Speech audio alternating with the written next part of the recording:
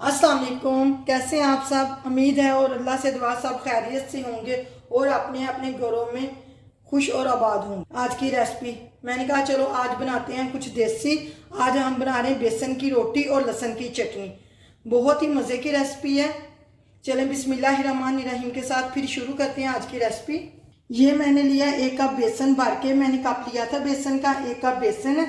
आप क्वांटिटी आप ज़्यादा कर सकते हैं। इसमें यही है, 1 कप बेसन लेंगे, आधा कप गंदम का आटा।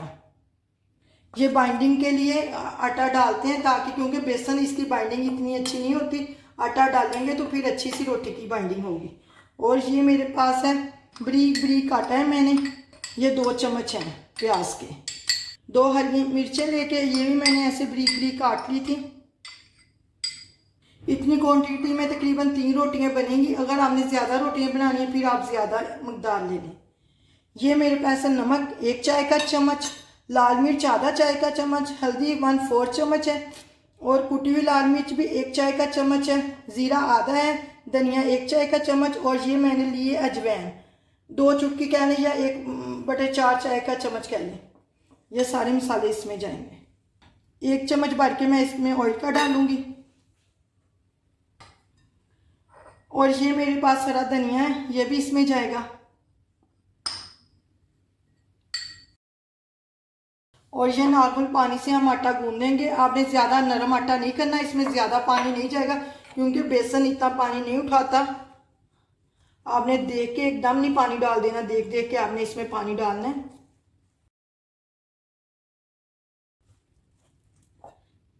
अब हाथों से इसकी स्मूथ डो गूंद लेंगे।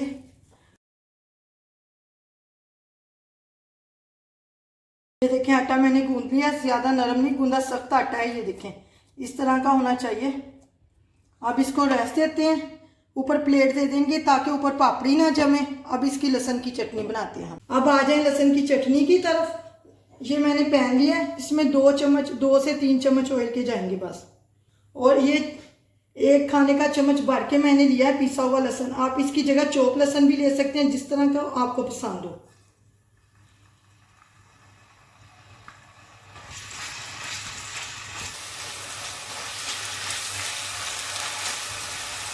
लहसुन का थोड़ा कलर चेंज हो जाए और लहसुन में से अच्छी सी खुशबू आने लगे, तब तक हमें इसे करना है।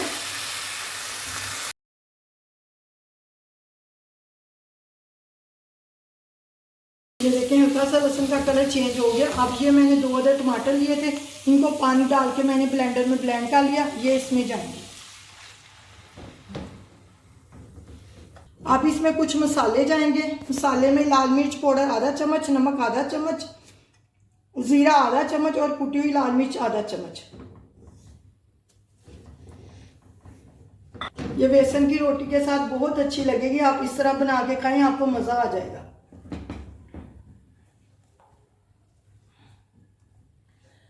शुगर वालों के लिए बेसन की रोटी बेस्ट है, इतनी अच्छी है। इसमें इतनी ज़्यादा कैलोरीज भी नहीं होती।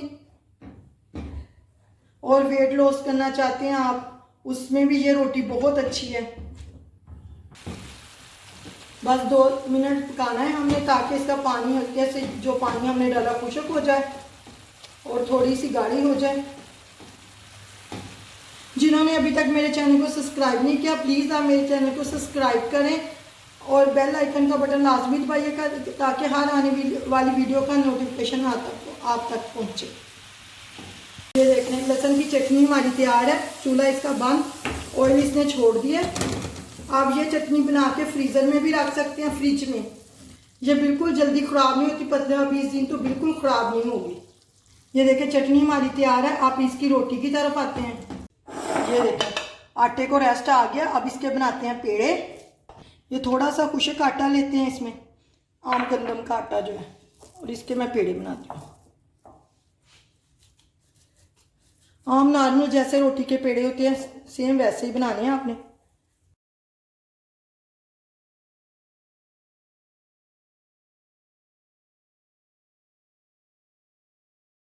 एक पेड़ा उठाएंगे, खुश्का लगाएंगे,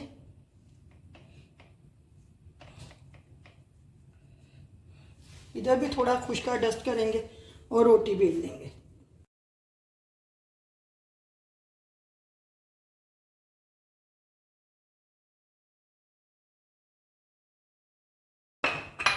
ये देखिए मैंने रोटी बेल ली है, बस इतनी इसकी थिकनेस चाहिए। आप वैसे ऐसे भी बना सकते हैं, लेकिन थोड़ी गोल करने के लिए मैं ये ढक्कन लूँगी कोई भी, और इससे हम ऐसे कर लेंगे, दिखने में ज़्यादा अच्छी लगेगी फिर।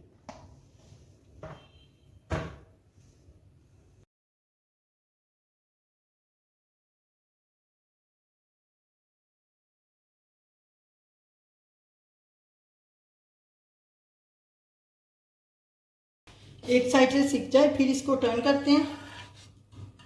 ये देखें, इधर से भी थोड़ी सिक जाए फिर मैं इस पे ऑयल लगाऊंगी, और ऑयल की आपकी मर्जी है, जो मर्जी आप लगा सकते हैं। थोड़ा सा इस पे ऑयल लगाऊंगी।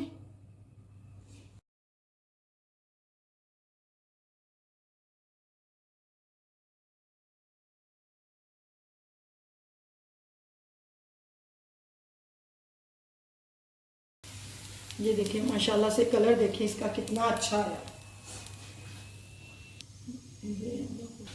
अब इसी तरह ये दूसरी रोटी इस पे जाएगी, और इसी तरह मैं रोटी बनाती हूँ बाकी भी।